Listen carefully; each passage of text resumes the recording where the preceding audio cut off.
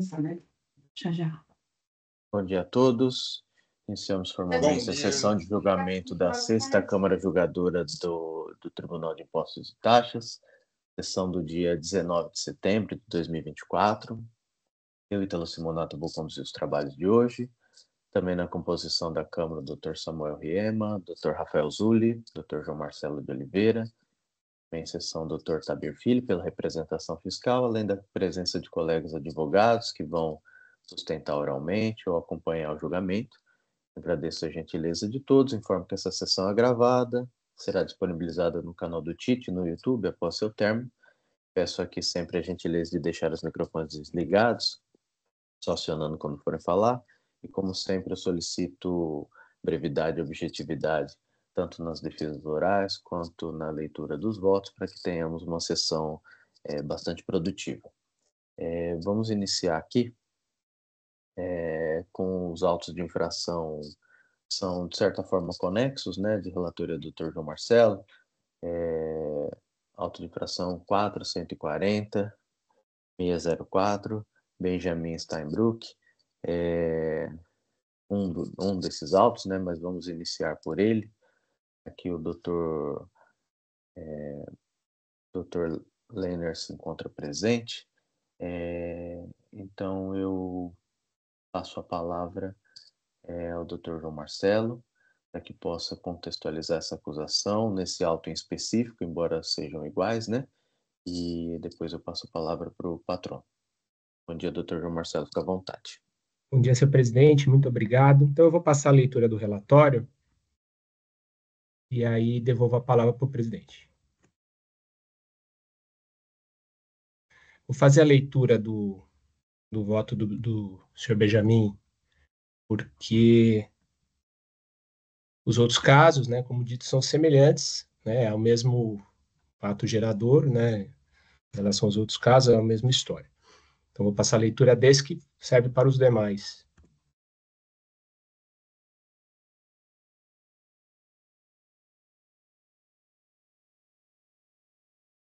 Então, relatório. Trata-se de recurso ordinário às folhas interposto pelo contribuinte em face da decisão de primeira instância de folhas que julgou parcialmente procedente o AIN composto do item a seguir descrito. Infrações relativas ao pagamento de imposto. Deixou de pagar o ITCMD no valor de R$ 3.390.371,15 por omissão devido pela doação recebida da Fundação Doire, localizada no Panamá, na qualidade de donatário, cujo fato gerador ocorreu em 22 de março de 2016, conforme se comprova pelas cópias dos documentos juntados. Infringência foi ao artigo 31, inciso 2 do regulamento do ITCMD, e a multa foi capitulada no artigo 38, inciso 2, a linha A, também do regulamento. Em sua impugnação, as folhas, a contribuinte sustentou em sede preliminar que o lançamento seria nulo, notadamente em virtude da não observância dos requisitos de validade exigidos por lei, destacando especialmente o fato de que a doação que teoricamente poderia ensejar a exigência do ITCMD sequer aconteceu de fato, exaltando que foi impetrado o mandado de segurança de maneira preventiva, o qual ainda pendia de julgamento. Quanto ao mérito, a contribuinte argumentou que também há duplicidade de lançamento, uma vez que o mandado de segurança acima mencionado já havia ensejado a lavratura do AIN tal, lavrado em 23 de março de 19, concluindo ainda que se considere devido o imposto no caso concreto. Resta claro que não há como se exigir o pagamento de multa e juros, uma vez que não houve de fato a concretização do fato jurídico tributável. Por fim, a contribuinte esclareceu que o STF já havia à época, março de 21, declarado a inconstitucionalidade da exigência do ITCMD sobre valores advindos do exterior, com anulação do efeito ex-tunc, desde que nele se discutam 1. Validade da cobrança, 2. A qual Estado se deve o pagamento, situação de conflito de competência e bitributação, protestando assim pelo cancelamento do lançamento de ofício.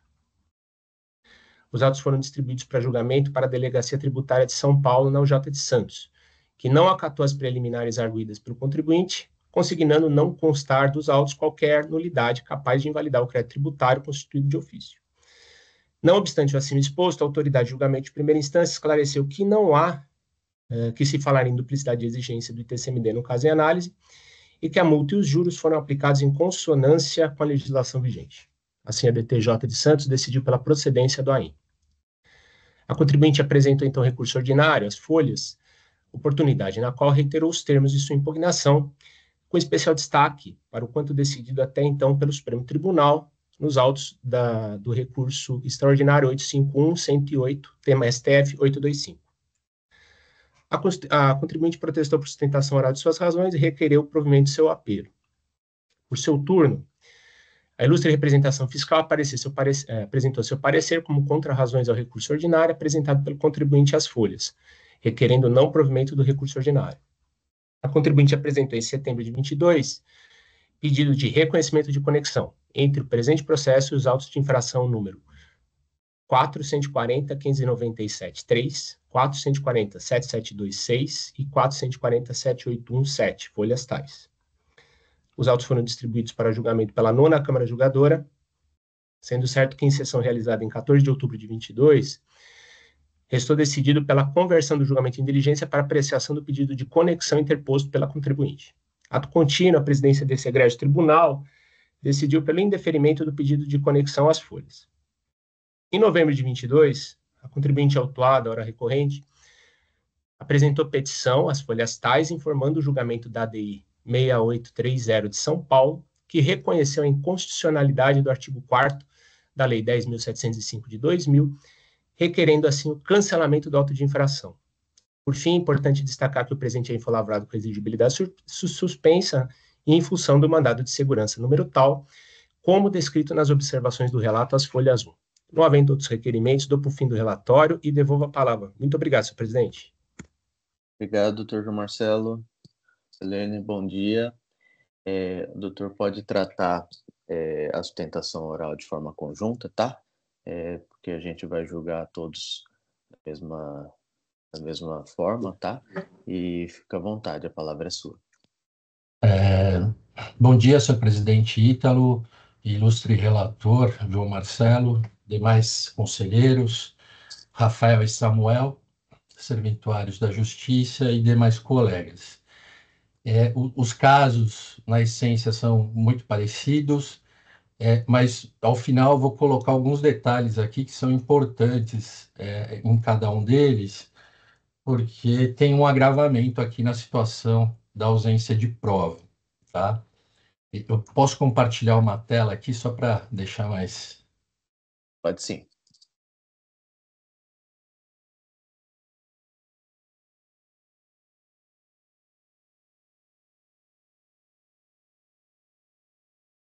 Não sei se a tela foi.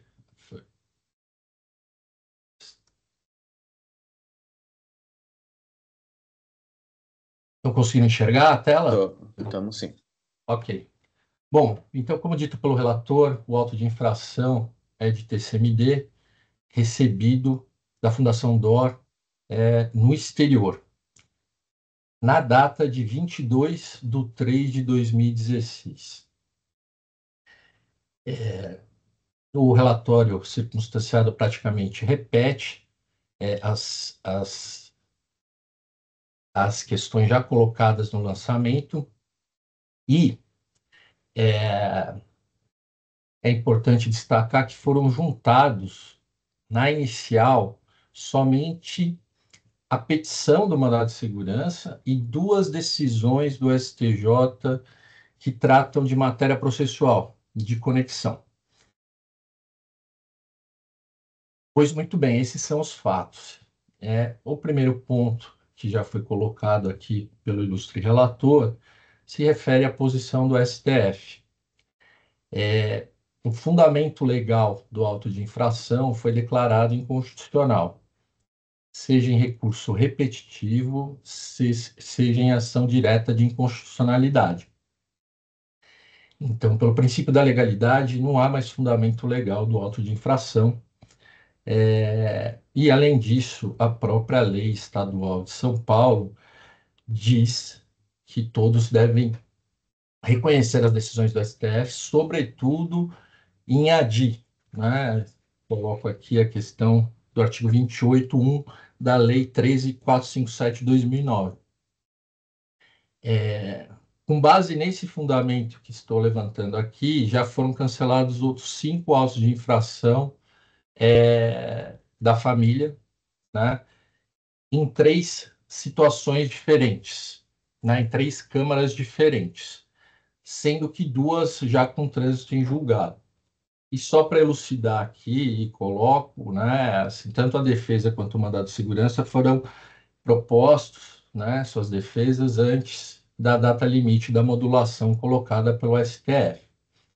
Então, acredita-se que essa preliminar deve ser acolhida para determinar o cancelamento do auto de infração, tal como já foi feito e julgado por outras câmaras do TIT. Se não for o caso de se colocar aqui a questão dessa preliminar, então vamos enfrentar aqui a questão do lançamento. Bom, a primeira ilegalidade aqui é que foi juntado extemporaneamente documentos no processo. Houve o lançamento, como eu disse, juntado só a petição inicial e 2 decisões do STJ, foi feita a defesa falando da ausência de prova de doação, né? Não tem prova de doação, auto de infração, e o fiscal, na sequência, fez uma manifestação. Nessa manifestação, ele muda totalmente o discurso, faz gráficos, e mais do que isso, ele recorta de documentos e cola documentos na manifestação dele. A DTJ recebeu essa manifestação e determinou que o contribuinte se manifestasse, e daí a gente ratificou a falta de prova do lançamento e também determinou que ele juntasse esses documentos que ele citou, né, o fiscal.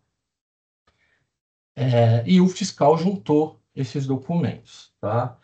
Sendo que um deles é em inglês e não tem nem tradução. A questão é que a lei não permite a juntada de documento posterior, né? A lei estadual não permite a juntada de documento posterior pelo fiscal, seja se tiver uma situação fora do contexto, e que não é que aconteceu. O fiscal já tinha esses documentos com ele, não se sabe por que ele não juntou, mas, de qualquer forma, quando a gente colocar ali na frente, esses documentos também não confirmam e nem provam que houve a doação, sobretudo na data colocada exatamente no auto de infração. E a DTJ, né, assim, ora ela fala, quando convém, que os documentos, os trechos, são irrelevantes, mas quando ela vai fundamentar a manutenção do auto de infração, ela utiliza todos esses documentos para colocar. Então, fica claro aqui que há mácula ao artigo 19 da lei, porque não houve força maior, não houve fato superveniente, e o fiscal, inclusive, nem motivou o porquê que ele falou, né? Ele não juntou os documentos, ele só fez porque a DTJ cumpriu, pediu, né? E consequência disso é que a gente teve aqui uma mudança drástica de situação, né? Do auto de infração inicial para depois que o fiscal foi lá e colocou novas informações e também juntou novos documentos. E a gente coloca aqui, né, e vou tentar ser em breve, mas a mudança é drástica, né? Por exemplo, na inicial foi dito aqui que havia uma doação ocorrida em 22/3/2016 da Fundação DOR, né? E se olha o relato circunstanciado, são de ações do patrimônio. Daí, se você olhar a manifestação da Fazenda, daí tem uma ampla descrição dos fatos, com descrição, gráfico, né? E daí ele começa a dizer que a doação é só sobre o usufruto das ações. Já é uma grande diferença aqui na questão da natureza. O que foi doado? Ações ou usufruto das ações? Mais do que isso, ele fala que o fato gerador teria se dado com base numa condição.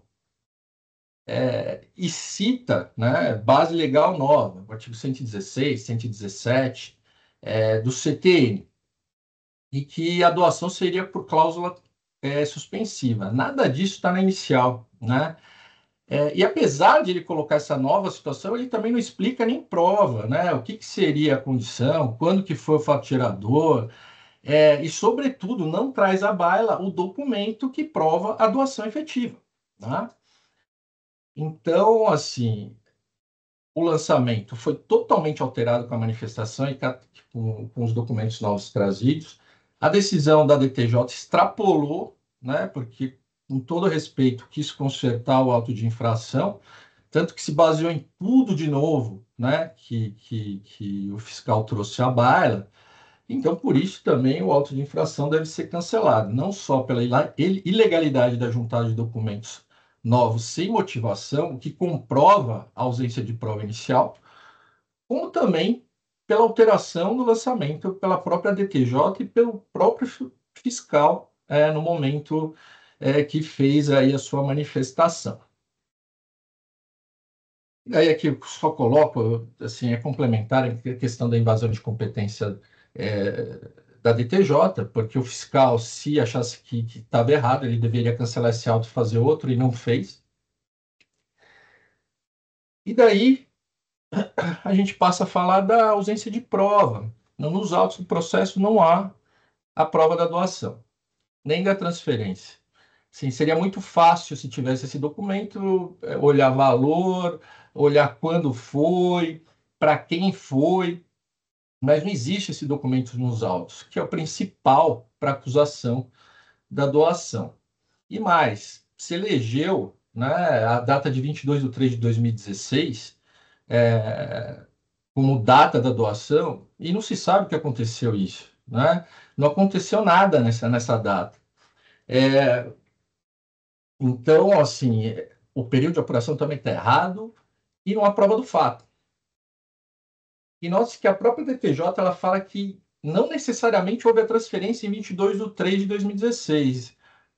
Então, assim, se não houve a transferência em 22/3/2016, está claro que não tem prova aqui da doação, sobretudo nessa data. E daí volto aqui a colacionar mais 5 decisões que não cancelaram os autos de infração daquele só com o fundamento do STF, mas também com o fundamento de ausência de prova, porque mesmo na inicial, sobretudo, não tem prova nenhuma, e mesmo depois, quando ele junta outros documentos, continua sem prova da dação-lançamento. E todas as decisões destacaram esse aspecto também. Então, foram por 2 fundamentos. Não só pela decisão do STF, mas também pela ausência de prova. E daí vou detalhar aqui um pouco da questão de que os próprios documentos mostram como está errado o auto de infração. O fiscal cita o mandado de segurança. A data que ele usa, de 22 de março de 2016, está na inicial para falar o seguinte: olha, daqui a 90 dias eu posso receber uma doação, mandado de segurança preventivo. Então, assim, pelo próprio documento que está juntado nos autos pelo fiscal, se vê que ele errou o fato gerador. Assim, não aconteceu nada no dia 22/3/2016. Está se dizendo que pode acontecer porque o mandado de segurança é preventivo. Então, assim, o próprio fiscal colaciona documento que mostra que o lançamento dele está incorreto. Daí eu passo aqui, né, para falar da juntada dos documentos que ele faz posteriormente. Tá? Na inicial, ele não juntou esse documento aqui, que é o regulamento da Fundação DOR. E o regulamento da Fundação DOR também trabalha no futuro. Né? É um documento subscrito em 2011, né? E que fala de um evento futuro. Ele não fala que vai haver uma doação nessa data e, sobretudo, na data elegida pelo fiscal. Né? E também fala aqui de usufruto e não a propriedade. Não fala de ações, que é a acusação inicial, né? Recebimento de ações. Enfim, no processo, não tem prova alguma de que houve uma doação em 22/3/2016. O regulamento da fundação é de 2011, não trata da transferência. O fiscal fala do falecimento da senhora Doroteia, que teria alguma situação de consequência pelo regulamento, mas não junta certidão, não explica o que seria. E no mandado de segurança, como foi dito aqui, se diz que em 22 de 3 de 2016, a partir dali poderia ocorrer a doação. Então se vê que está completamente errado o lançamento em relação ao fato e ausência de prova, né? Com erro no período de apuração também. Daí a gente cita aqui, tem decisão da DTJ e de outras câmaras do TIT acatando essa questão da ausência de prova, né? Antes, veja-se, antes e depois. A juntada é ilegal dos documentos depois, mas mesmo com os documentos, não se prova a doação. E daí também repercute, né, na base de cálculo a questão aqui do erro fiscal. O fiscal diz que são ações recebidas, né, no primeiro momento. Daí depois, no segundo momento, ele fala que é usufruto. Se sabe que a base de cálculo é completamente diferente de um e de outro, né? Daí a acusação é que a Fundação DOR fez para o recorrente, mas no processo se encontra o balanço da Rio Purus, sem correlação lógica, né?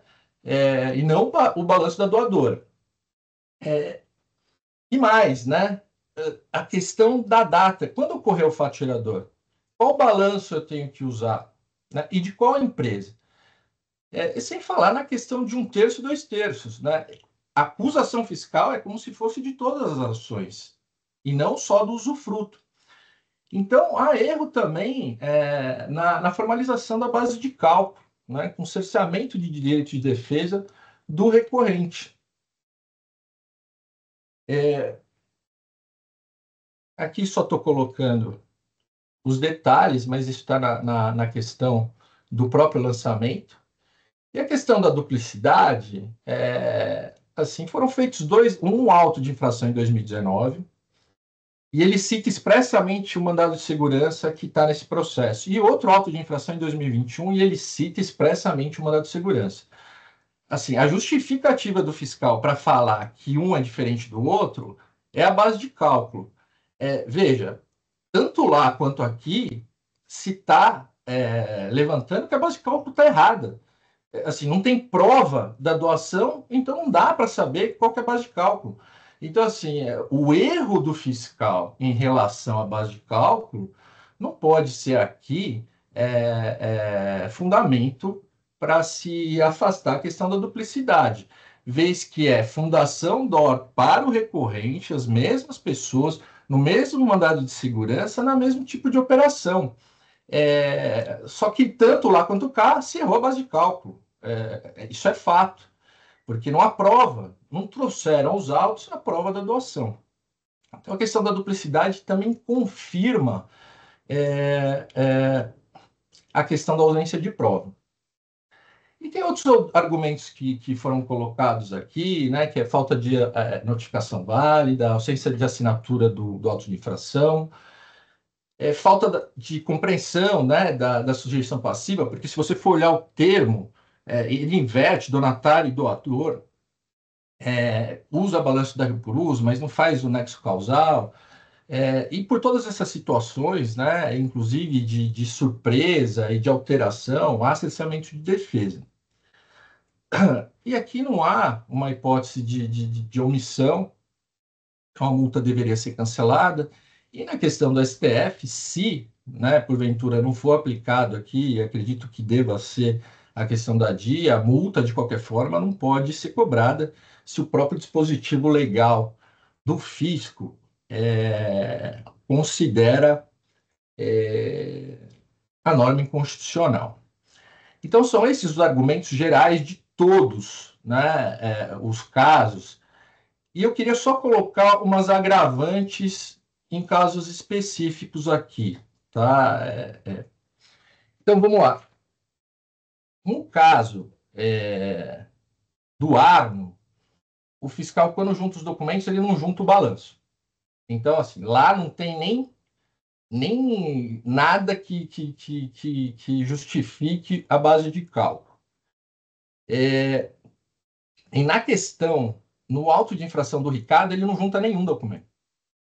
Então, no auto de infração do Ricardo, tem a inicial e 2 decisões do STJ sobre o processo. Ele não junta nenhum documento no caso do Ricardo, tá? Então, assim, tem outras diferenças pontuais, mas esses são os 2 aspectos importantes para definir aqui, nesses 2 casos, mais ainda o cancelamento do auto de infração por ausência de prova da doação. É isso, senhor presidente. Muito obrigado pela atenção. Muito obrigado, senhor relator. Agradeço. Devolvo a palavra ao Dr. João Marcelo.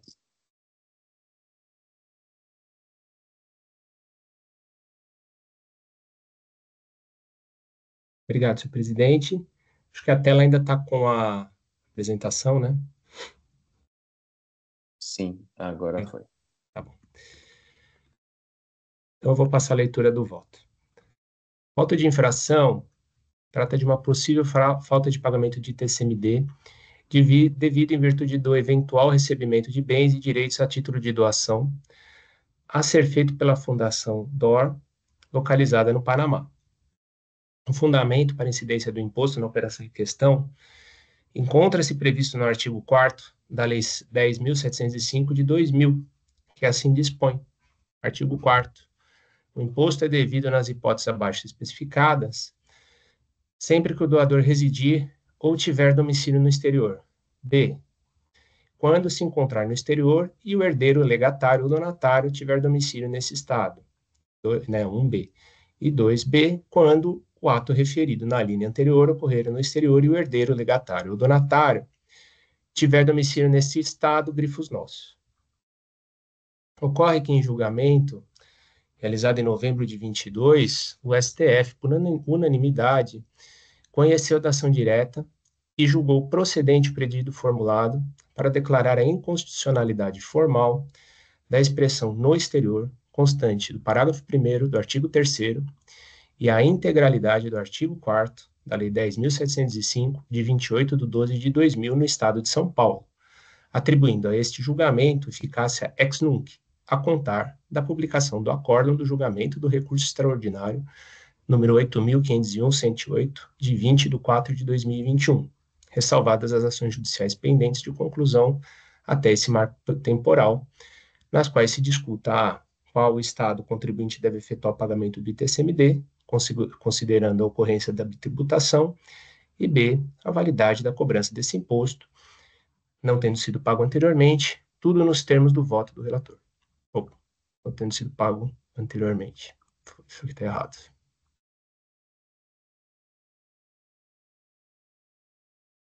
O mandado de segurança, número tal, foi distribuído em 17/6/2016 e encaminhado ao STJ em 31/10/2018, sendo certo que, consultando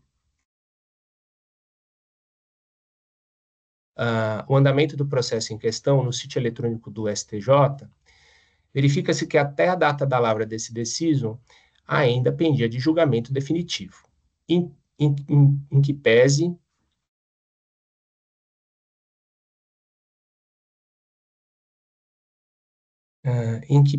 o quanto já decidido pela STF na DI 6830 de São Paulo.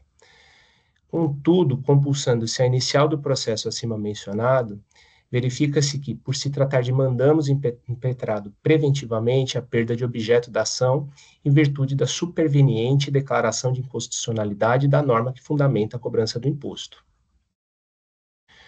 Não obstante o acima exposto, e ainda na tentativa de melhor compreender os efeitos práticos da decisão acima mencionada, verifiquei a existência, inclusive, de resposta à consulta número 25.343 de 2022, de 31 de março de 2023, da Cefaz de São Paulo sobre o tema, valendo ressaltar que na data da publicação da aludida solução de consulta, a ADI número 6830 de São Paulo, não havia ainda transitado em julgado. Confira-se. resposta à consulta tributária 25.343 de 2022, de 31 de março de 23. Item 9.2. Em caso positivo, se o consulente deverá recolher o ITCMD nos termos dos incisos 1, 2 e 3 do artigo 3º, combinado com a linha B do inciso 2 do artigo 4º, ambas da Lei nº 10.705 de 2000, mesmo diante da decisão do STF no âmbito do recurso extraordinário número 851-101 de São Paulo, tema 825 de repercussão geral mencionado acima, feitas essas considerações, em que pesa a decisão do STF no âmbito do recurso extraordinário número 851-108 de São Paulo, permanece válido e vigente no ordenamento jurídico o artigo 4º da Lei 10.705 de 2000. Da leitura dos excertos da resposta à consulta colacionada acima, verifica-se que a decisão do STF, no âmbito do recurso extraordinário 851-108 de São Paulo, datada de 20 de 4 de 21, não determinou a inaplicabilidade do artigo 4º da Lei 10.705 de 2000. Contudo, a lógica que se extrai do documento firmado pela própria consultoria tributária do Estado de São Paulo é de que a norma que dá fundamento para a cobrança do ITCMD sobre bens localizados no exterior é justamente o artigo 4º da Lei 10.705 de 2000, que foi declarado inconstitucional pela STF nos termos da ADI 6830 de São Paulo. Consultando o sítio eletrônico do egresso STF, verifiquei ainda que a decisão acima mencionada transitou em julgado em 18 de abril de 24. Então, se não, vejamos. Ação direta de inconstitucionalidade 6830, certifica que o acórdão de decisão transitou em julgado em 18 de 4 de 24. Brasília, 25 de abril de 2024.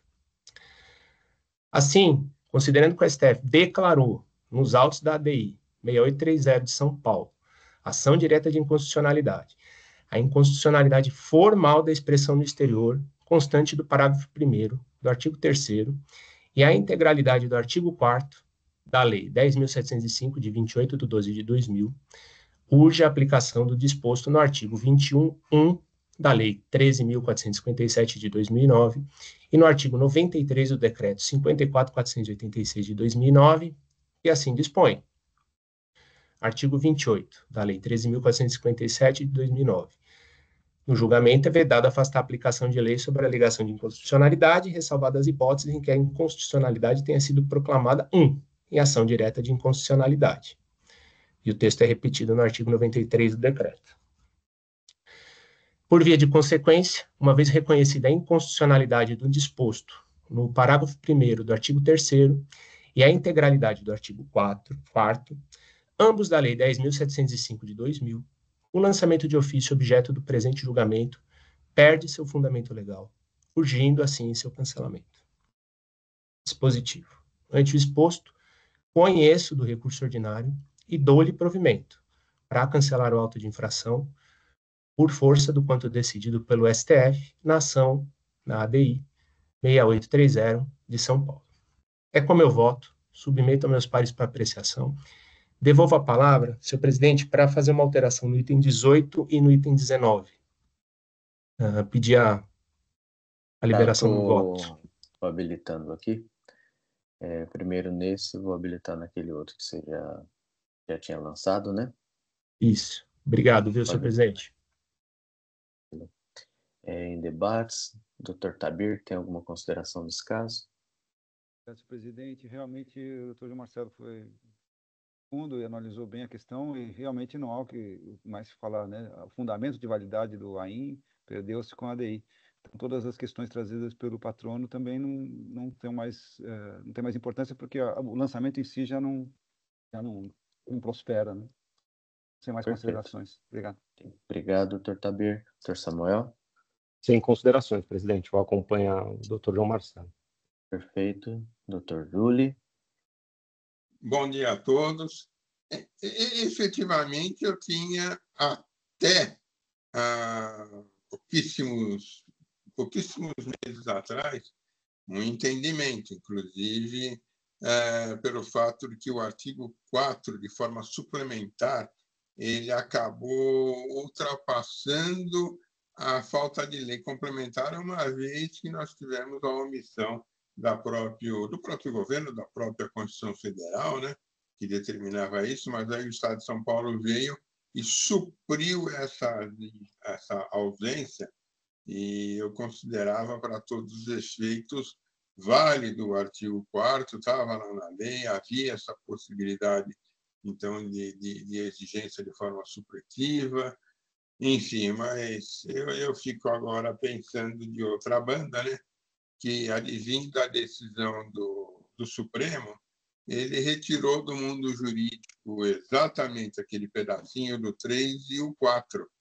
Então, fica difícil sustentar a minha posição. Por quê? Porque, efetivamente, o seu fundamento já não existe mais. Então, eu sou obrigado a me curvar, tá, não obstante o meu entendimento, e acompanhar ao doutor João diante daquilo que efetivamente foi decidido pelo Supremo. Contrário ao meu entendimento, mas efetivamente, frente a essa decisão, eu vou acompanhar o voto. Perfeito. Também vou acompanhar os votos, com base aí nas considerações do voto de relatoria. Doutor João Marcelo, só pergunto se você conseguiu editar?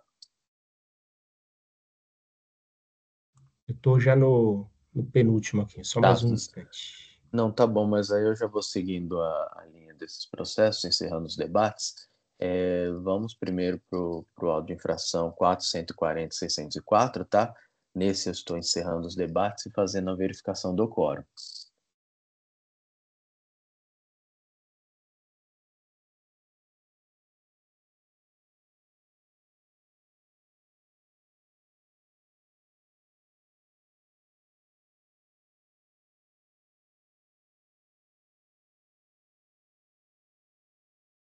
Votação iniciada.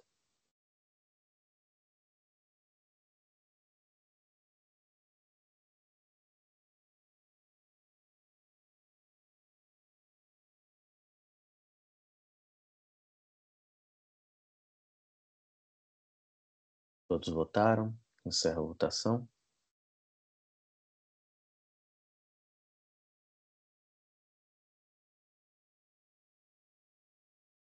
Sigamos aqui para o auto de infração 440.605. Nesse também eu estou encerrando os debates e fazendo a verificação do quórum.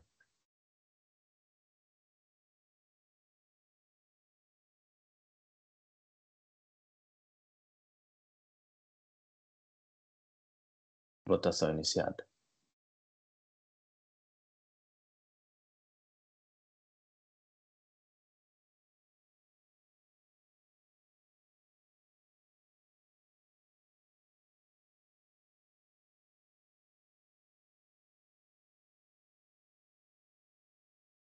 Nesse eu encerro o julgamento e passemos ao próximo, auto de infração 440.775. Gabriela. Nesse eu também estou encerrando os debates e fazendo a verificação do quórum.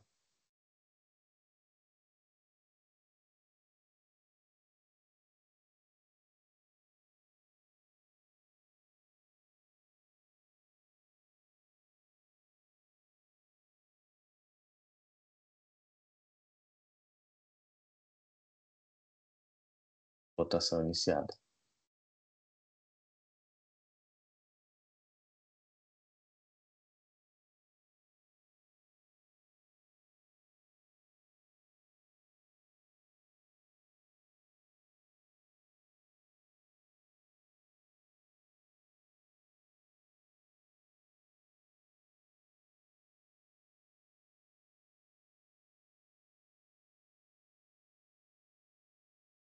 Zuli, nesse caso não veio para mim ainda o voto.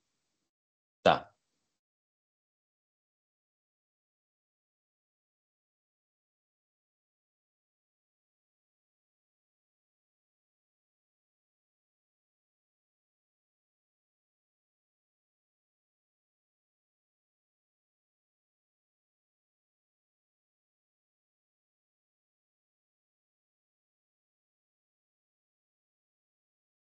Encerro a votação.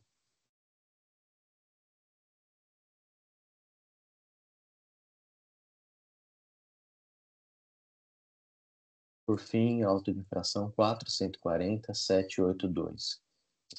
Ricardo Steinbruck. Nesse eu encerro os debates e faço verificação do quórum.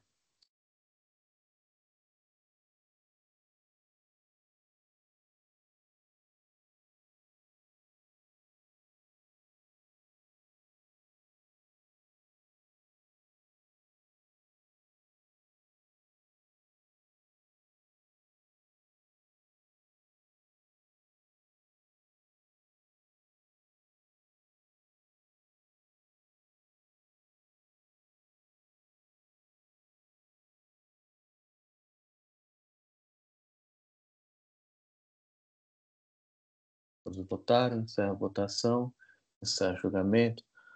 Dr. Lerner, nesses casos, nos 4 autos de infração, todos foram providos em favor dos contribuintes para se cancelar os autos de infração com base na fundamentação empregada pelo Dr. João Marcelo. Foi assim que votados, todos por unanimidade, e agradeço ao doutor pela presença. Se quiser continuar, fica à vontade. Muito obrigado, senhor presidente, senhor relator, ilustres juízes. Bom dia. Bom dia. Vamos seguir aqui com a auto de infração 4087, 114, Felipe Steinbruck, relatora Dr. Rafael Zulli, vista pelo Dr. Samuel. A doutora Karina encontra-se presente. Dia 15/8, a doutora Karina realizou a sustentação oral. Então, esse processo já está apto a julgamento. Dr. Samuel, quer tecer alguma consideração? Perfeito, doutor Ítalo. Esse é um voto vista de relatoria do doutor Zulli, mas da minha análise, doutor Zulli enfrentou na íntegra os recursos ordinário e de ofício, mas da minha análise eu entendo que estamos diante tão somente de um complemento de julgado, especificamente sobre um bem e relativamente a um período determinado, e não sobre todas as questões tratadas em ambos os recursos. Então, eu não sei se seria mais produtivo fazer a leitura rápida do meu voto, para que a gente não tenha avançando na leitura do voto do Dr. Zulli, e aí assim a gente já pode colocar a matéria aqui que está pendente de julgamento em apreciação todos da Câmara. Não, tudo bem, pode promover a leitura, depois eu passo a palavra ao Dr. Zulli só para contrapor esse ponto. Perfeito, meu voto já está disponível, então pedi vista para examinar com maior cautela o debate travado entre as partes, especialmente para compreender a situação atual do presente processo. Examinando os autos, constata-se que pende de julgamento apenas os valores relativos ao Clube de Investimento Deleitop no período anterior ao exercício de 2011. Tal constatação decorre do fato de que os recursos de ofício ordinário já foram devidamente apreciados pela Colém da 4ª Câmara Julgadora, as folhas 1106 a 1117. E a limitação do presente julgamento foi fixada pela Câmara Superior em sessão realizada em 11 de agosto de 22, as folhas 1404 e 1408, que afastou a decadência decretada anteriormente pela 4ª Câmara quanto ao imposto cobrado sobre os valores relativos ao Clube de Investimento Deleitop, no período anterior ao exercício de 2011. E aí eu transcrevo trecho do voto da relatora, foi de relatoria da doutora Maria do Rosário, quando do exame de ambos os RESPs, onde ela entendeu e afastou pela aplicação da decadência especificamente sobre esse bem e também especificamente sobre este período. Desta forma, divirjo do ilustre juiz relator para apenas enfrentar as alegações concernentes aos valores relativos ao Clube de Investimento Deleitop no período anterior ao exercício de 2011. Com efeito da análise do quadro probatório contido nos autos, entendo que assiste razão ao autuado, pois, ainda que se considere como termo inicial do prazo decadencial o envio da declaração em 2012, que foi assim que determinou a superior, as provas evidenciam que o autuado, desde 2001, já era titular de tal investimento e, desde 2003, já detinha valores investidos em seu nome no referido clube em montante superior àquele declarado, conforme consta as folhas 1007, 1017.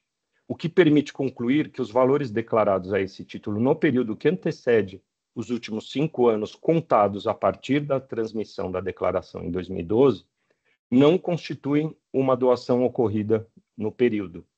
Por todo exposto, em complementação ao julgamento anteriormente realizado, divirjo do voto proferido pelo ilustre juiz relator para conhecer do recurso ordinário e dar-lhe provimento.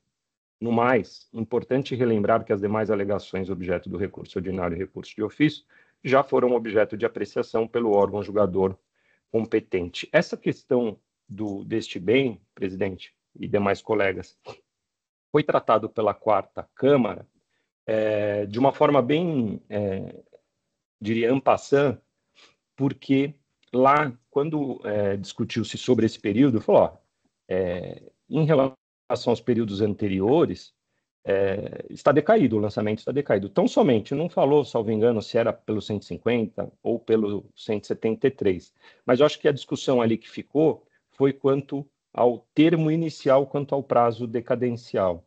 E, posteriormente, vem a superior e fala, olha, em relação ao ITCMD, o prazo inicial para fim de contagem é com a apresentação da declaração do imposto de renda.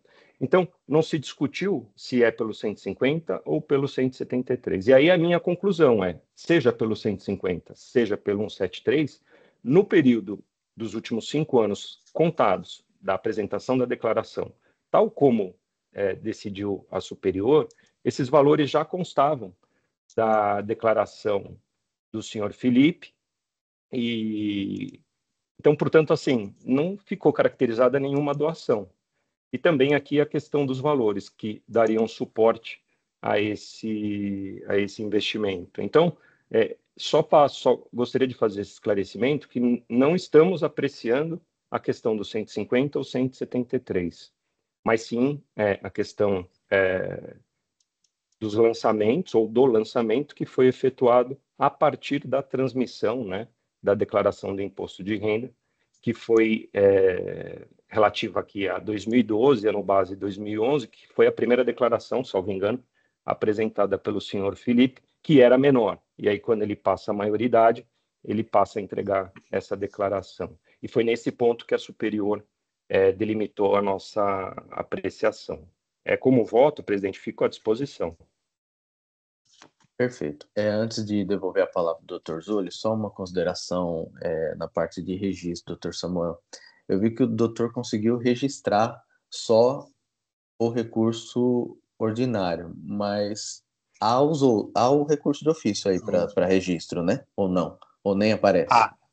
Para mim apareceu, mas eu pulei. Então, minha sugestão, registrar os dois da forma como espelhar, da forma a espelhar a decisão final já abrangendo o que ficou já decidido e o que está sendo decidido agora.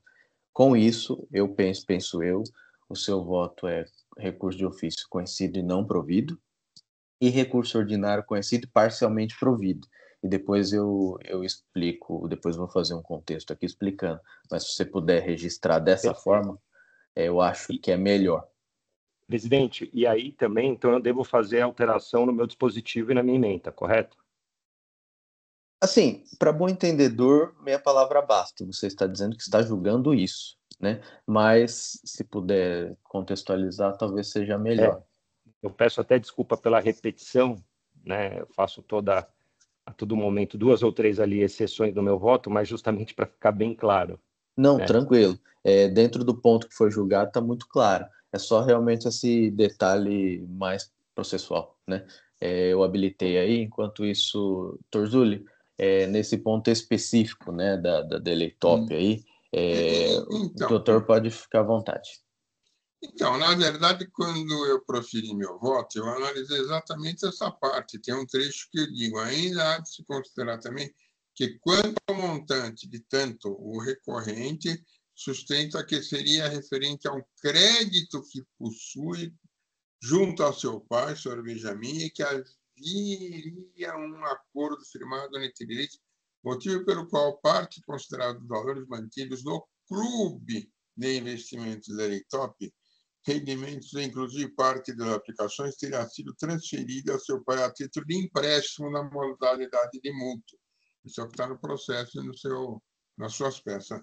No entanto, afirma o interessado que não foi realizado nenhum contrato, razão pela qual não haveria qualquer documento formal nesse sentido juntado aos autos. Nesse sentido, tendo em vista que não existe documento que comprove a ocorrência dos postos empréstimo e tendo em vista que somente o registro desse negócio seria possível ao Estado, nos termos do artigo 231 do Código Civil vigente, referidas alegações não se sustentam ao mesmo socorro interessado. Cabe reafirmar o exame que efetua não observa dos autos prova que seja esse documento comprove cabalmente a ocorrência do suposto empréstimo ou mesmo na data de sua quitação, entendemos que a tese apresentada não ilide a inicial. Também não socorre interessado assertiva que as cópias de extratos informando, relacionando a conta bancária mantida pelo senhor Benjamin, serve como prova do respectivo recebimento de valores de ingresso por seu pai,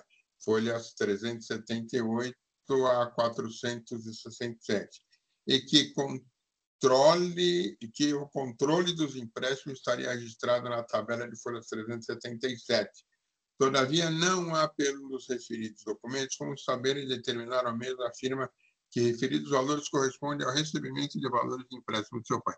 Neste ponto, bem destaca a representação fiscal no item 67 da sua manifestação, para dizer, 67, primeiramente, as planilhas apresentadas não são documentos com força provantória, já que não são documentos oficiais e foram produzidos pelo próprio autuado, sem oferecer nenhuma aferição possível. 68. Quanto aos extratos, eles são simplesmente comprovantes de movimentação financeira do Sr. Benjamin e não possuem nenhuma identificação ou discriminação que possibilite vinculá-los ao recebimento do suposto empréstimo. Também não socorre ao recorrente as alegações sobre a autoridade de julgamento, supôs que ele não possui a fonte de renda capaz de fundamentar a manutenção dos fundos de investimento ora tratados e que, por esse motivo, o montante de tais fundos lhes teriam sido integralmente doados, mas que haveriam extratos que revelariam que esta possui rendimentos em valores mais do que suficientes para o suporte de todos os valores por ele declarados em 2012 e aos empréstimos realizados a favor de seu pai. Porém, cabe aqui fazer referência ao fato concreto de que referidos comprovantes, mesmo que se considere que pudessem atestar algum tipo de renda para o autuado, nenhuma relação pode ser estabelecida que comprove que os valores declarados a título de doação já pertenceriam ao interessado. Não há qualquer documento ou indicação dessa relação ou origem ou prova daquele por ele tinha sido adquiridos em função desses rendimentos que podem ter origem em outras movimentações. Outro argumento que, ao ver deste relator, não se sustenta ou socorre ao interessado, refere-se à alegação de que os valores do saldo em conta de ações estariam dentro do limite da isenção do ICMS e do ITCMD, é o caso, né? Do ITCMD previstos no artigo 6º, inciso 2º, a linha A da Lei 10.992 de 2001. Argumento ao qual não procede, posto que para referidos efeitos de isenção deve ser avaliado o montante do total doado, que supera em muito o limite de isenção e não o valor de cada bem particular. Ainda quando os documentos juntados aos autos pelo interessado na busca da verdade material, por ele requerida, fica claro do seu exame que não pode ser constatada a comprovação das alegações constantes do recurso, tampouco a existência de suposto erro na declaração de imposto de renda entregue à Receita Federal. Nesse sentido, o auditor fiscal, as florestais, manifesta que eu transcrevi a manifestação do fiscal, na verdade, ela abrange tudo, inclusive essa doação, tá? E a apresentação de documentos que não descaracteriza a doação sujeita às normas do regulamento do ITCMD. Tá? Por fim, cabe aqui lembrar e fazer referência à diligência decorrência do voto que proferi nos autos, cujo auditor fiscal, sobre os documentos de conteúdo do processo, após a manifestação da parte interessada, assim declarou, abro aspas, como veremos, a decisão da DTJ1, o J São Paulo, esgotou toda a análise dos argumentos e documentos apresentados pelos ilustres causídicos, esclarece-se ainda que o AIN foi lavrado após a análise de documentos e justificativas apresentados pelo preposto do contribuinte, aliás, que são os mesmos argumentos e documentos apresentados pelos ilustres causídicos quando da interposição do recurso ordinário e depois em memoriais. Ou seja, todos esses fatos narrados nas peças recursais em memoriais expressos a partir da folha 710 seguintes, citados pelo ilustre juiz do TIT, foram objeto de análise antes da lavratura. Para comprovar, basta analisar os documentos juntados. E assim ele segue e diz, olha, basta analisar a declaração de imposto de renda de 12, ano base 11, para descaracterizar o alegado pelo interessado e seus causídicos com a transferência patrimonial foi declarado ao Fisco Federal em 31/12/11, conforme destacado na inaugural. E aqui eu sigo transcrevendo, né, a manifestação do fiscal, e aí, diante disso, dos fatos, né, o programa de recurso para, nesta parte, manter intacta a decisão recorrida. Então, na verdade, eu só estou analisando a parte do delay top, né, e aí, no recurso do ofício, eu estou negando o provimento, e no ordinário, eu estou negando o provimento, mas estou acolhendo a súmula 10 pelo período em que ocorreu os fatos, aí, a autuação. Foi assim que eu voltei e eu estou mantendo meu voto. Me parece que realmente aconteceu isso. Tá? Não estou analisando o todo, só essa parte. Tá? Eu estou voltando numa outra coisa aqui. Eu vejo aqui, olha, que o doutor Samuel, ilustre juiz convista, né, ela disse que consta que pende do julgamento apenas os valores relativos ao Deletop, exatamente isso. Ou seja, Deletop investimentos por período anterior ao exercício de 2011. Na verdade, está no 2011, declaração 2012. Tá, e eu digo isso. Tal constatação decorre do fato de que os recursos ordinários já foram devidamente apreciados e a limitação do presente foi fixada pela Câmara Superior. A Câmara Superior é que assim decidiu, tá? Já declarou aqui, tá? Em 22, perfeito? E afastou a decadência que foi decretada. Então, diante disso, tá? O doutor Samuel ele está conhecendo o ordinário e dando parcial provimento. No mais importante, relembrar que as alegações do objeto, né, e ofício já foram objeto de apreensão no órgão competente, sem dúvida nenhuma. Então, só restou essa parte da cancela da decisão. Então, nesse sentido, eu estou mantendo meu voto. Tá? Eu vou clicar aqui, apertar a confirma o voto do relator. Perfeito. Doutora Karina tinha solicitado esclarecimento de fato, né? Fica à vontade. Bom dia a todos. Na verdade, eu me antecipei um pouco, porque eu imaginei que o voto trataria de todos os itens, e de fato a gente só está falando de um dos itens dele, que é o Clube Deletop, mas só realmente para esclarecer, porque se começou falando do crédito, e são coisas distintas, tá? O crédito é um item e o Clube Deletop é outro, que é o que estamos julgando agora. Então, para não embaralhar eventualmente as informações, que fala-se de extrato, de declarações, e são coisas distintas, tá? Então, a ausência de contrato de doação, de empréstimo, ou coisas nesse sentido, se faz especificamente ao empréstimo, ao crédito, que realmente não está sendo analisado, e o Clube Deletop, o que importa aqui, na verdade, foi destacado pelo Dr. Samuel, são justamente os informes de rendimento que mostram a titularidade prévia. Desde 2001, o requerente tinha essa titularidade do clube.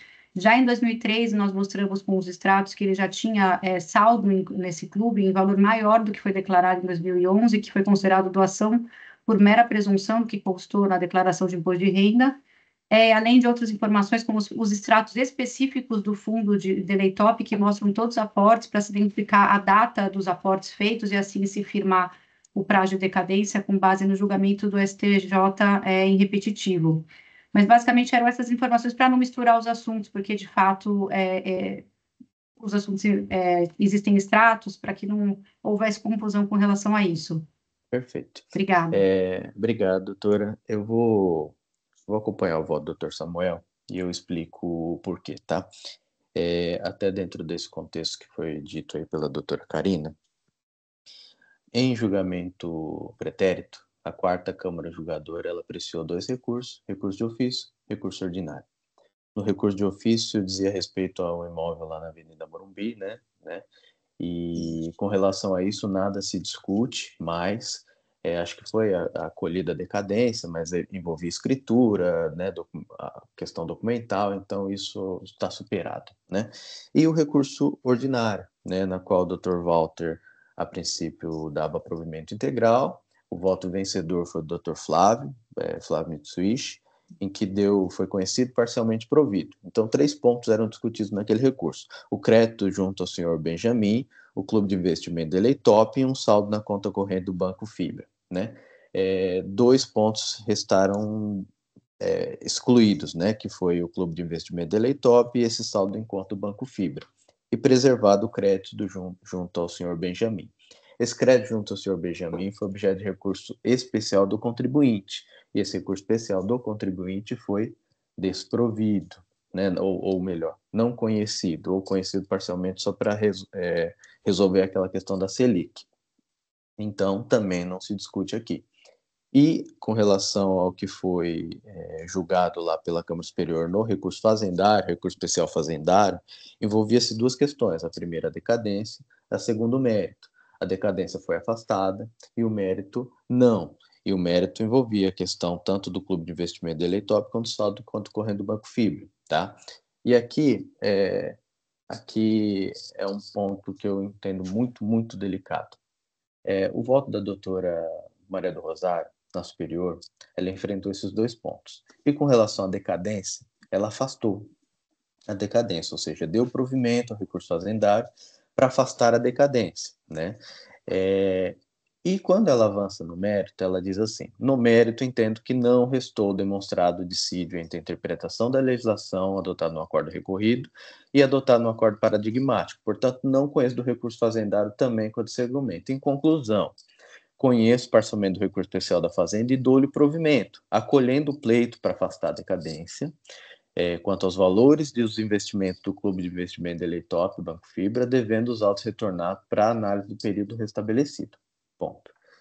E aqui temos um grande problema processual, pois quando eu afasto a decadência e mantenho o mérito, eu estou mantendo o mérito, ponto. E o mérito foi excluído. Porque quando a Câmara julga, ela basicamente afasta por decadência, mas, embora as questões estejam quase que misturadas, ela diz basicamente o que o Dr. Samuel reproduz, né? Que basicamente esses valores, né, do clube de investimento, eles já pertenciam ao patrimônio do autuado antes da declaração de imposto de renda. Então, a questão nem diz respeito ao momento, porque sempre foi dele. E essa é uma questão de mérito e não de decadência. E, basicamente, a Câmara Superior decidiu esse ponto ao não conhecer, porque a decisão recorrida da quarta Câmara funda-se em 2 pontos. Um é a decadência, o outro é o mérito. Quando eu reconheço por afastar a decadência, mas não conheço do recurso fazendário com relação ao mérito, eu estou dizendo que a decisão da quarta Câmara está mantida nesse ponto. Então, quando manda voltar para decidir, a Câmara Superior basicamente diz: volte para dizer o que eu já disse, ou volte para não decidir nada, né? Então, grosso modo, eu entendo que aquela decisão está resolvida. E assim, é muito importante porque assim, o que foi dado como paradigma dessa questão de mérito, curiosamente, É um voto, eu não sei se eu era o relator ou eu participei desse julgamento, eu acredito que eu era o relator. E até votei contrário a esse entendimento, né? Faz muitos anos, então a questão de provas, eu não me recordo, mas enfim. Mas a questão não é essa. Eu não entendo que eu tenho mais margem para decidir esse ponto, já está decidido. Então a gente tem não chega a ser um dilema processual, porque eu acho que foi mais um erro de condução do que foi decidido pela Câmara Superior. Então eu não tenho dúvida de que esse ponto já está decidido. O Dr. Samuel só sintetiza muito bem o que já foi discorrido, o que já foi decidido, então vou acompanhar o voto. Dr. Samuel? Presidente, a sua análise e conclusão está perfeita. Eu também cheguei a essa conclusão e acho que essa confusão ela fica evidenciada quando a gente examina a sessão de julgamento da Câmara Superior, que a gente vai encontrar lá 2 votos da doutora Maria do Rosário. Onde ela traz e não fala eu acho que ela não fala da decadência, e acho que aí o doutor Corazza pede vista, e na sequência, quando o processo retorna a julgamento, a doutora Maria do Rosário traz um novo voto, numa nova versão, em sede de voto de preferência, que é esse voto que prevalece, já refletindo a questão da decadência. Mas eu chego à mesma conclusão porque ela já enfrentou o mérito, né, sobre essa parcela que ela teria afastado a decadência. E eu resolvi não aprofundar nessa polêmica, justamente porque eu falei, olha, eu acho que vamos aqui para a solução mais simples, né, de enfrentar, e também pelo fato de que meu entendimento convergia a essa conclusão da superior em relação ao mérito. Então, eu concordo plenamente com a análise e conclusão que o senhor fez. Perfeito. Dr. Tabir? Obrigado, senhor presidente. Não, com relação com essa questão, com relação ao mérito, tem um entendimento um pouquinho diverso, porque olhando o voto do doutor Maria do Rosário, o que eu entendo, pelo menos, ela estende um pouco mais no mérito, contra o mérito do recurso especial, né? Não restou demonstrado dissídio. Por quê? Porque naquele caso, nós trouxemos aí como paradigma para o especial, um outro processo exatamente igual contra outro contribuinte de mão desse que também recebeu esses valores, e ali foi falar, o mérito é esse porque aquele processo foi resolvido nas provas, e, portanto, nesse aqui eu não vou entrar nessa questão. Então, assim, respeitosamente, entendo que no mérito, nesse caso, eu não estava falando do mérito desse processo em si, mas na questão de não poder ingressar efetivamente na decisão com relação a esse por causa porque aquele outro foi decidido na prova e faltou o paradigma. Mas nesse sentido, pelo menos, que eu entendi. Não, verdade. Pode até ser. Só que a minha conclusão não muda. Porque quando eu digo o paradigma não serve, pois a questão foi resolvida nas provas, eu não enfrento o mérito. Eu não enfrentar o mérito, eu preservo o que foi decidido no mérito naquela questão. Perfeito, né? Perfeito. Então, o efeito prático é de não conhecimento do recurso fazendário nesse ponto. Se eu não conheço, resta preservada a decisão como foi feita. Então, na prática, é a mesma coisa. Okay. Né? Então, eu acho que realmente só foi um problema de condução. E assim, quando a gente puxa o recurso fazendário, recurso especial fazendário, a gente vê que o recurso é trabalhado de forma muito objetiva. Um ponto é a decadência, o outro ponto é o mérito. Ou seja, a própria representação fiscal reconhece que a questão foi decidida tanto em preliminar quanto em mérito. Sem dúvida. Né? Então, eu acho que o resultado acaba sendo esse. Talvez isso ainda vai gerar discussão, né? Eu não sei se a questão se resolve aqui, mas eu entendo que o posicionamento adotado pelo Dr. Samuel é o processualmente mais adequado. Então, enfim, continuamos em debates. Dr. João Marcelo? Eu não tenho nada a acrescentar, né? É uma questão processual até complexa para mim, vou ser muito sincero, percebi que no voto do Dr. Rafael não é muito enfrentada essa questão processual, mas tendo em vista aí a manifestação do Dr. Tabir, eu vou acompanhar o Dr. Rafael. Perfeito. Então, vou encerrar aqui os debates, fazer a verificação do quórum.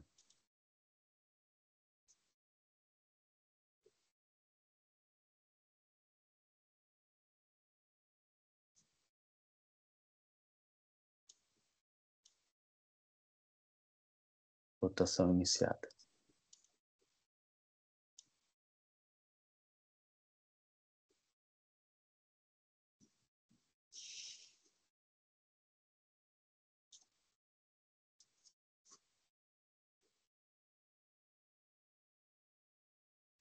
Encerra a votação.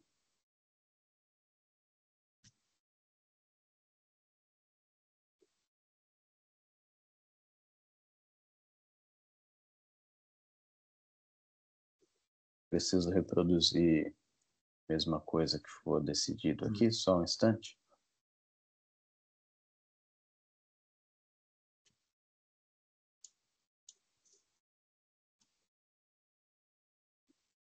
Aqui pelo voto de qualidade, restou vencedor aqui o voto do Dr. Samuel. Assim, doutora Karina, e espera-se que entenda que tanto a questão do clube de investimento quanto o saldo conta restaram excluídos. A questão do crédito junto ao senhor Benjamin restou mantida. E ainda há uma redução dos juros à Selic, conforme inclusive a Câmara Superior apontou. Se isso vai ser compreendido quando da liquidação, aí eu acho que é com a doutora A gente faz a nossa parte isso, aqui para traduzir. Porque não tá fácil e infelizmente não é culpa nossa. Tá? Eu agradeço o julgamento. Foi isso, tá bom? Muito obrigada Agradeço a a presença. Até mais, obrigada. Tchau, tchau. Encerro aqui o julgamento.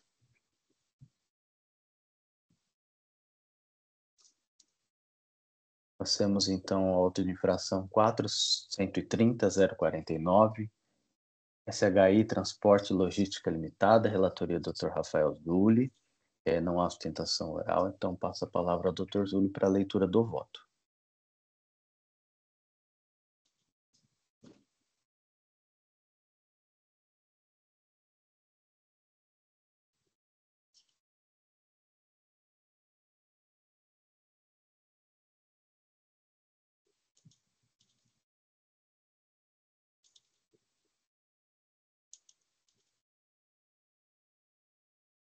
Só deixe-me tirar a parte da sustentação oral que eu já tinha deixado pronta, né, para adiantar o expediente.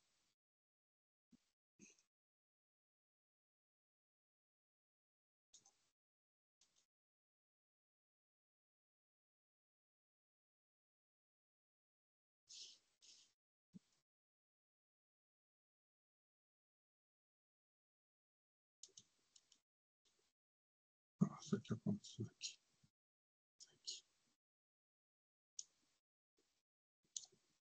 Não realizada.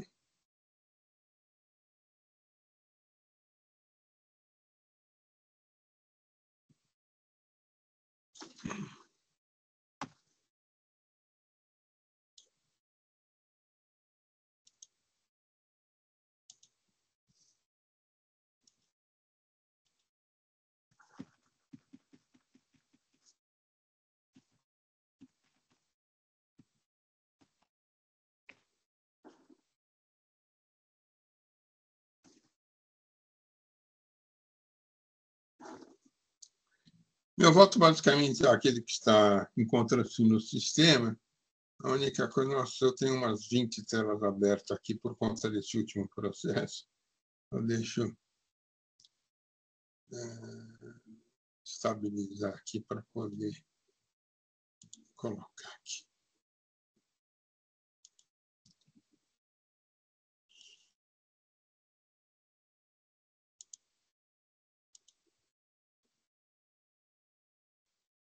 Aqui.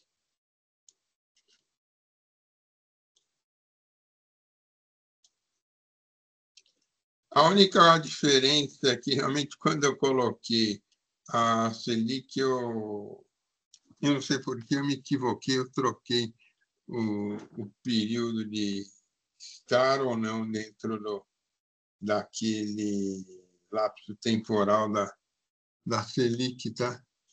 E tanto que, efetivamente, eu já tinha colocado nem mencionei na conclusão de voto a taxa Selic, né? Então, mas agora pagou.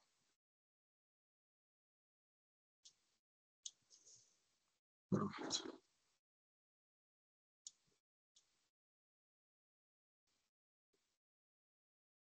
Eu estou mantendo intacta a decisão, ela não antecedentes.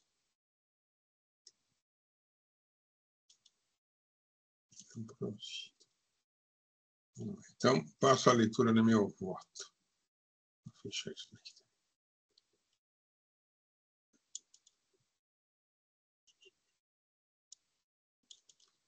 Trata-se, na verdade, este processo, ele, antes de mais nada, é um retorno de diligência em grau de recurso ordinário, tá? Decisão anteriormente anulada, por ausência de oportunidade de realização da sustentação oral, apesar de não requerida no recurso. Tá? Infrações, aí deixou de pagar ICMS no montante de X, no período Y, por não haver escriturado o regulamento no livro registro de saída, documentos fiscais de sua emissão, conhecimento de transporte relativo a prestações efetuadas e tributadas, conforme se comprova pela relação de CTEs e pelos livros de saída do período que se segue.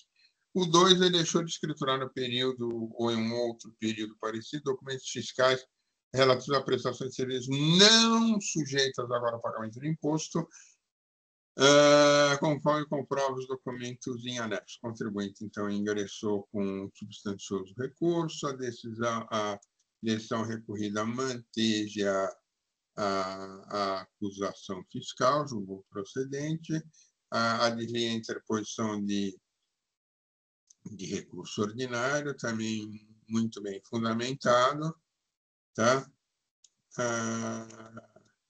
Na sequência, a manifestação da representação fiscal, tá?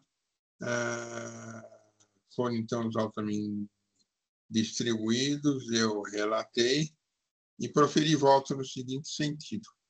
Nesse sentido, diante da ausência de provas de regulamento, no sentido de que a interessada pagou ICMS ao escritor a regulamento de notas fiscais, no caso, ficou provado que ela assim não o fez. Eu não trouxe aos autos prova de que assim o tenha feito, ou mesmo de que tenha escriturado as prestações não tributadas. A saber, item 2. Mantém a acusação, assim negando o provimento ao recurso ordinário. Tá? Inciso, o lançamento foi integralmente mantido. Na sequência, veio a interposição pelo contribuinte e este assim se manifestou. De recurso especial, alega a decisão, a representação fiscal, foi encaminhado o processo estou pulando algumas coisas, a ilustre juíza Cacilda Peixoto, e essa diz falta de pagamento de imposto, ausência de escrituração no registro de saída de conhecimento,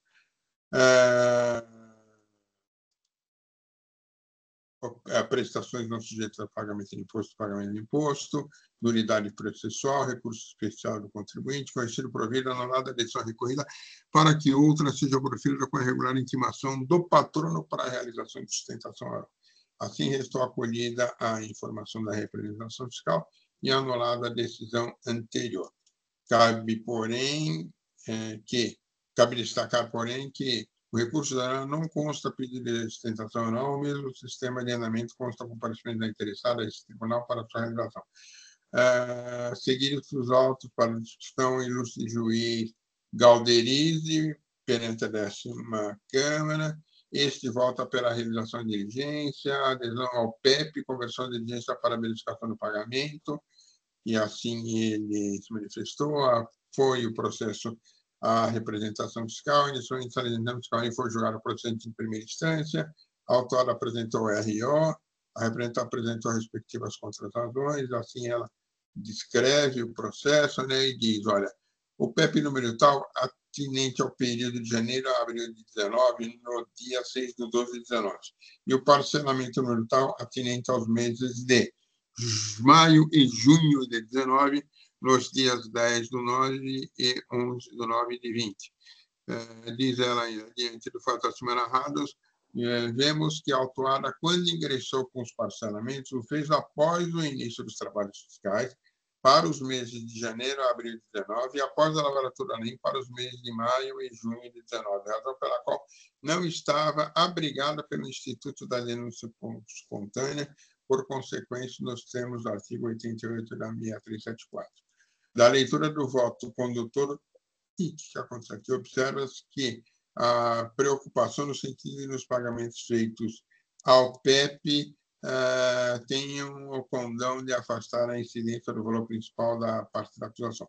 Sobre o tema, observamos que a ANEM se refere a documentos fiscais específicos, tanto em relação à acusação de falta de pagamento de imposto, como à falta de escrituração. Tais documentos estão relacionados às folhas tais. Diante, ainda continua a RF, né? Diante disso, entendemos que os parcelamentos em questão só importam ao presente caso no sentido de de corroborar a acusação fiscal, pois a autuada, ao tentar... aqui está baixinho, por isso que ele está assim. Ao tentar... a autuada, ao tentar sanar as suas irregularidades, ratificou que o imposto não foi pago e que os documentos fiscais não foram escriturados. De outro lado, tais parcelamentos em nada interferem no julgamento que irá deliberar sobre a procedência das acusações fiscais.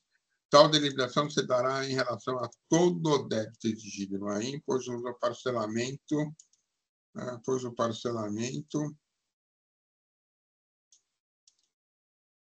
apenas parcelou um montante global ao que parece o saldo devedor de uma forma tardia apuração de débitos e créditos, como se estivesse ao abrigo de espontaneidade. Diante disso, entendemos que os parcelamentos em questão só importam ao presente caso no sentido de corroborar a atuação fiscal, pois o autuado, ao tentar sanar suas irregularidades, ratificou que o imposto não foi pago. De outro lado, tais parcelamentos não interferiram no julgamento que irá deliberar sobre a procedência ou não das acusações. Tal deliberação se dará em relação a todo o débito fiscal, pois os parcelamentos não têm o condão de restringir o objeto, haja visto que não se refere a documentos fiscais específicos, eventuais valores tenham sido recolhidos pela autuada, podendo ser objeto de imputação.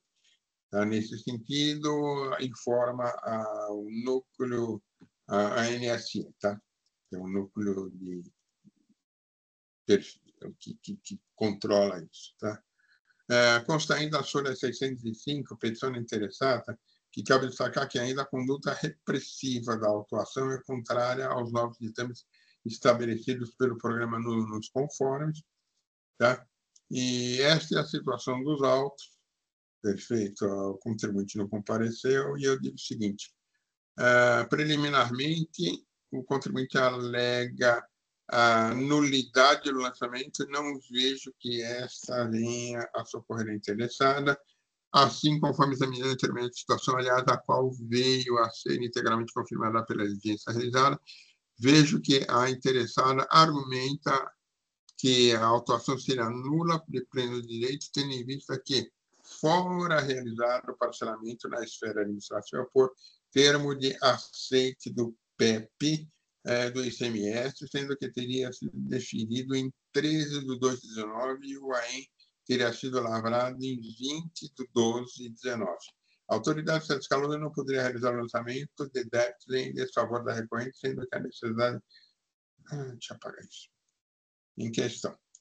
Porém, ao ter a oportunidade, examinando a questão e a referido revisto à luz da diligência de informações vindas ao processo, muito embora interessada possa alegar que o AIM é nulo por ter sido lavrado em 20 de 12 de 19, portanto, em data posterior à celebração do parcelamento de seus débitos em 3 de 12 de 19, além do que não teria cumprido todas as obrigações acessórias trazendo em sua defesa, como, por exemplo, cópias das guias e as cópias dos livros de saída, a cúmplice arcar que fazer referência ao fato de que, quanto à celebração do PEP, a interessada tinha ciência de que havia um procedimento fiscalizatório em curso, o qual teve início em 8/11/19, data em que o contribuinte recebeu a ordem de serviço de fiscalização foi às 8, portanto, não lhe socorre o alegado. De outro lado, a dicção do parágrafo 1 do artigo 138/70, abaixo transcrito, o contribuinte já não estava mais sobre o manto da denúncia espontânea, tendo em vista que a espontaneidade do sujeito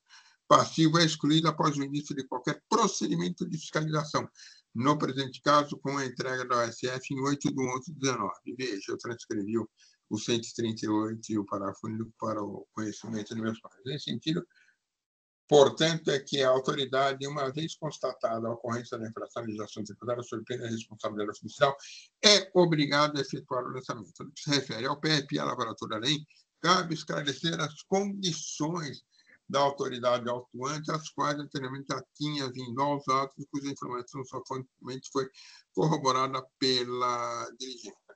Primeiro, a ordem de fiscalização assinada na data de 8/11 já impedia a denúncia espontânea que consta do artigo 138. Segundo, pois mesmo estando em vigência o programa de parcelamento, só contempla os fatos gerados ocorridos até maio de 19, cobra infrações até o mês de junho de 19, portanto, não há imposto a ser cobrado. Terceiro, a infração subsiste mesmo com o parcelamento, cujo contribuinte cometeu o ilícito tributário, havendo necessidade de constituir caráter tributário de ofício, sob pena de responsabilidade funcional. E quarto, mesmo que o ilustre julgador entenda que o pagamento do imposto pelo parcelamento devia impedir a constituição do caráter tributário, tese da autuada que rechaçamos, por absoluta falta de previsão legal para tal. Isto só se aplica no item 1 da infração, uma vez que no item 2 a penalidade é referente ao descumprimento de obrigação acessória, não há cobrança de imposto. Quinto, não consta do sistema de escrituração fiscal os livros apostados pela autuada, conforme o demonstrativo abaixo, só há o envio da IFD na data de 9/19, aqueles mesmos juntados como prova sem lançamento de documentos fiscais, não há envio de IFD substitutas. Neste ponto, portanto, é que, tendo em vista a ausência de espontaneidade, procedimento levado a efeito pela recorrente, PEP não tem o condão de afastar as direitos fiscais contidas no presente AIM. Assim é que ocorre a espontaneidade quando o contribuinte, de forma espontânea, livre e voluntária, antes de iniciar a ação fiscal, corrige os equívocos cometidos no artigo 533 do regulamento e 508 do inclusive do 91, ou seja, se repetiu. A espontaneidade pode ocorrer de forma simples, quando independe da ação do fisco, o contribuinte adota medidas para regularizar a situação, ou mediante a denúncia espontânea nos casos em que a regulação depende de intervenção do fisco, onde o procedimento destinado a corrigir os erros e os equívocos cometidos para que sejam considerados espontâneos, deve ocorrer sempre antes de adotada qualquer medida fiscal. Não é esta a hipótese, porque neste processo, mais uma vez aqui, cabe destacar que o parcelamento em andamento, eventuais valores recolhidos pelo contribuinte que tenham correlação com o presente AIM, entendemos que deva ser objeto de repetição em débito nos termos inciso 1º do artigo 165 do CTN, cujos valores deverão ser apurados pelo órgão competente em momento oportuno, uma vez que não existe previsão legal que dê suporte à compensação no decorrer do processo administrativo. E assim eu prossigo. Porém, no caso, não merece prosperar o argumento de que ela, interessada, cumpriu todas as obrigações. Tá? Deixou de pagar o imposto, deixou de escriturar, enfim. Então, eu estou analisando a questão das preliminares, da nulidade, do PEP, e eu digo, ela também consta dos autos que o interessado demonstrou interesse em quitar o débito referente, e o julgador já dizia isso, aos meses de janeiro a abril de 19, tendo formalizado o parcelamento na data de 3/12/19, conforme PEP número tal, na defesa anexa a cópia de guias, e do livro de registro de saída no mesmo período, ou seja, abril de 19. Todavia, a ação teve início em 8/11/19. como eu me referi, tá? Falei aqui dos artigos, tudo, como foi feito o processo. Portanto, sem o abrigo da espontânea, o procedimento levado a efeito pela impugnagem não tem condição de afastar as exigências fiscais. Veja-se ainda que a ação fiscal teve início, como eu falei, em 8/11, quando o contribuinte recebeu a ordem de fiscalização, conforme os documentos que foram 8, sendo que o início do procedimento fiscal excluiu a irresponsabilidade. O parcelamento ainda implica em confissão. Tá? Lembro o artigo 142 da Constituição, os atos processuais, enfim, né, eu deixei à disposição a regularidade formal. Isso aqui é aquilo que eu sempre passo colocar no 142, 149. Né? Nesse sentido, não precisaram estar ocorrendo a nulidade arguídas no recurso ordinário. Então, as nulidades em preliminares eu estou afastando. No mérito, examinando os autos, observa que o processo encontra-se devidamente instruído. Assim, trata-se dos autos de acusações, aquelas duas que eu já me referi, né? Todavia, cumpre observar que, em relação aos documentos juntados à defesa, o AFR atuante afirmou que não consta no sistema de escrituração fiscal digital, IFD, os livros acostados pela FARA, conforme demonstrado abaixo. Só há o envio da DFD nas datas de 9 e 19, aqueles mesmos juntados como prova assim, o lançamento dos documentos fiscais, não há envio de IFD substituta. Consulta realizada em 3/3/20. As guias entregues também não contemplam todo o período a atuação do item 1. Assim, está caracterizada a infração.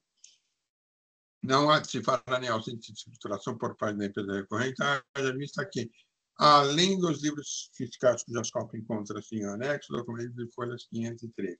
Observe que, à época das operações narradas nas infrações constantes do presente ano, o contribuinte estava obrigado a ISD desde 2015. Tá? Aqui eu transcrevo o respectivo decreto da obrigação e digo, crédito de imposto é uma faculdade do contribuinte não cabendo, porque ele reclama, mas eu não fiz o crédito. Tá? Cabendo ao fisco atribuir o crédito. Tá? Há uma outra informação importante também nos autos, um efeito dirigente, no sentido de que o núcleo fiscal de cobrança elucidado, né, se os pagamentos feitos ao PEP têm o condão de afastar a incidência do valor principal de parte da acusação. Em atendimento à diligência, o referido núcleo, né, destacou informações que só os zeladores referem a janeiro de 19 e junho de 19. O débito referente ao parcelamento janeiro de abril de janeiro de abril de janeiro de 19 a abril de 19. Nossa, foram declarados somente em 6/12 de 19, ou seja, após o início do trabalho fiscal. O início do trabalho fiscal corretamente exclui a espontaneidade nos termos do artigo 88, ou seja, o contribuinte não pode ficar salvo das penalidades previstas no artigo 85. Destaca ainda o caso de julgamento, manter a decisão de primeira instância, ou seja, o contribuinte não faz jus ao instituto da denúncia espontânea. Mesma situação ocorre com os débitos de 5 de 19 a 6 de 19, declarados em 10/9 de 20 e 11/9 de 20, respectivamente. O contribuinte realizou parcelamento número tal. Observando os autos, o lançamento abrange o período de janeiro a junho de 19. A OSF foi entregue em 8/11. O lançamento foi efetuado em 20/12. Com ciência em 2/1 de 20. O NSE DRT10 informou que o autor ingressou com 2 parcelamentos, o PEP tal, atinente ao período de janeiro a abril de 19, no dia 6/12 de 19, e o parcelamento tal, atinente aos meses de maio e junho de 19, nos dias 10/9 de 20 e 11/9 de 20. Olha que confusão que ele fez. Assim é que, quando o interessado ingressou no parcelamento, ou fez após o início do trabalho fiscal, para os meses de janeiro e abril de 19, e após a lavratura, para os meses de maio e junho de 19, razão pela qual não estava abrangida pelo Instituto da Denúncia Espontânea, por consequente, nos termos do artigo 88. Desde logo, os autos preocupação quanto aos pagamentos feitos no PEP, teriam o condão de afastar a incidência do valor do imposto. Todavia, vejo desde antes que o lançamento se refere aos documentos específicos, tanto em relação à acusação da falta de pagamento de imposto, quanto ao item 1, como à falta de escrituração, item 2. Tais documentos relacionados da análise dos autos e dos parcelamentos nestes não se referiam a documento específico, apenas parcelou um montante global, no que parece saldo devedor de uma tardia apuração de débitos e créditos, como se estivesse ao abrigo da espontaneidade, ainda alega que tal procedimento seria suficiente para sanear as irregularidades e afastar a acusação por completo. Ademais, trata-se de documentos fiscais, os quais a acusação é por não haver escriturado o regulamento livre de registro de saída, documentos fiscais que não escrituram, né, fiscais de sua emissão. Veja-se dizer, então, que estão registrados um montante global de débitos. Diante dessa realidade, fica claro que os parcelamentos em questão só importam ao presente caso no sentido de corroborar a acusação fiscal, pois a autora, ao tentar sanear as suas irregularidades, ratificou o imposto não pago e que os documentos fiscais não foram escriturados. Em outro giro, referido parcialmente, em nada interfere no julgamento que irá deliberar sobre a procedente ou não das acusações. Nesse sentido, o NSE da DRT-10, ele fala as folhas 595. Dito isso, informamos que para o julgamento final mantém a decisão de primeira instância administrativa, ou seja, que o contribuinte não fez juízo ao Instituto da Aliança Espontânea no presente caso, os pagamentos feitos no PEP não têm o condão de afastar a incidência do valor principal da parte da autuação e do parcelamento deverá ser cancelado. Assim, fica evidente nos autos que referidos parcelamentos em nada impacta ao exigido no presente AIM. Nesse sentido, mantenho integralmente o item 2. No item 1. No item 2, trata-se de falta de escrituração, a acusação é objetiva, bastando o exame da comparação dos documentos trazidos aos autos pelo fisco para ter-se como configurada a irregularidade. Eu lembro o artigo 87 que transcrevo, e, em resumo, aqui também, caracterizada a acusação, eu estou mantendo o item 2. Então, na verdade, tá? Efetivamente, como você vê, se ele não escriturou, o que ele parcelou? Ele parcelou aquilo que ele tinha. Nossa, eu estou tendo uma mensagem aqui, só deixa eu tirar ela daqui. Aquilo que ele tinha outros valores, tá? Realmente de débito. Tá?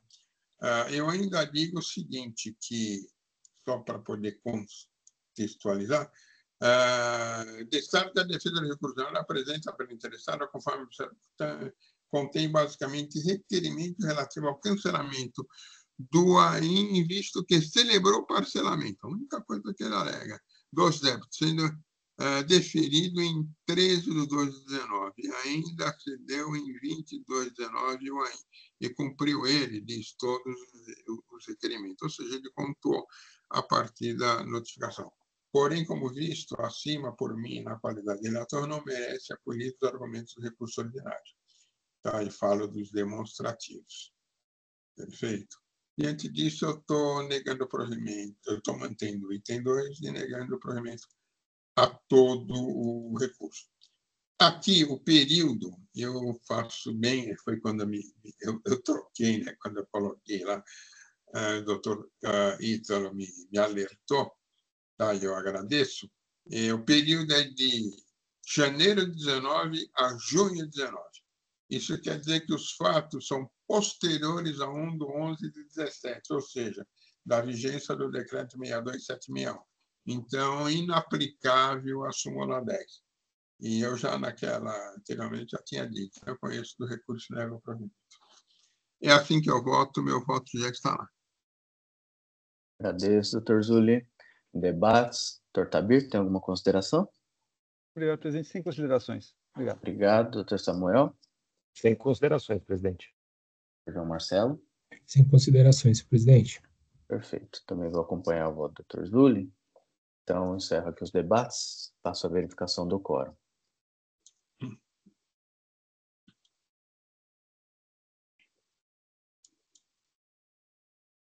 Todos confirmaram. Em votação.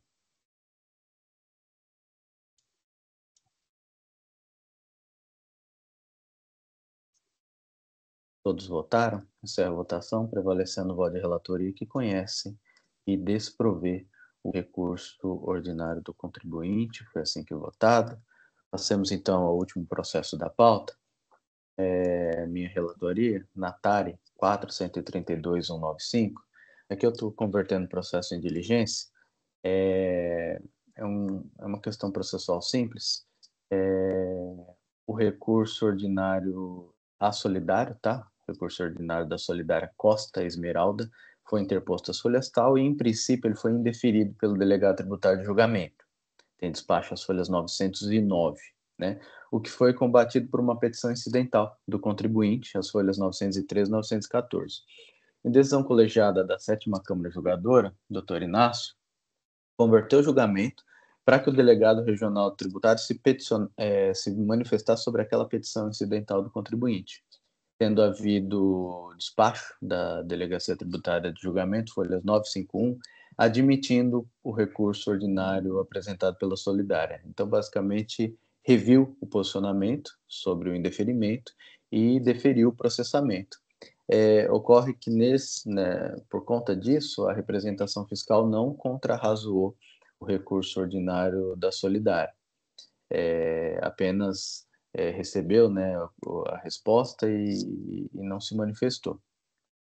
Então, o contraditório aqui está prejudicado, então estou convertendo o julgamento de diligência para que a representação fiscal faça as contrarrazões desse recurso da Solidária e, obviamente, o processo possa seguir o seu curso processual regular. Foi assim que eu votei. Doutor Tabir, concorda com esse posicionamento? Perfeito, doutor Vidal, perfeito. Tá. Doutor Samuel? Concordo. Perfeito. Doutor Zuli? Doutor João Marcelo? Perfeito, senhor presidente. Parabenizo pelo voto e concordo, sim. Vou acompanhar. Só um segundinho que eu queria ver uma coisa aqui. Eu estou buscando aqui, estou alcançando o ordinário da Solidária. Você tem alguma dúvida, Zuli? Não, é que eu quero ver. Então, estou encerrando aqui os debates. Eu tenho aí vou dizer, um carinho, uma preocupação toda. Cadê o ordinário aqui? Caramba, defesa ordinária da licença segunda. Com a questão do solidário, né? Ainda tivemos agora, na quinta-feira, uma discussão que demorou 3 horas e 10 minutos sobre a questão do... Ele está abrindo aqui. Do solidário. Então, eu queria ver o RO dele aqui, só um minutinho. Não abriu. Eu já confirmei aí o quórum, tá? Porque a questão não implica aí na diligência, não. Tá? Então, confirme aí para mim, por favor. Não, eu vou acompanhar a diligência. Deixa eu lá ver, vai. Vamos adiantar esse expediente. Aqui. Então, eu já confirmei presença. Votação iniciada.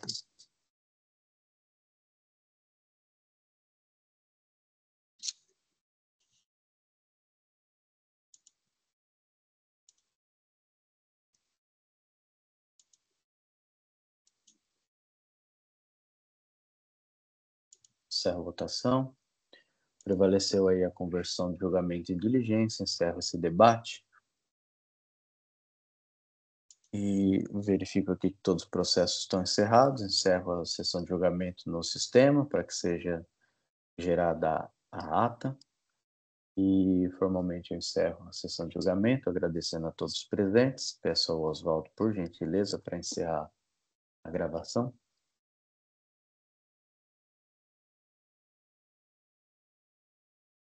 Encerrado, presidente.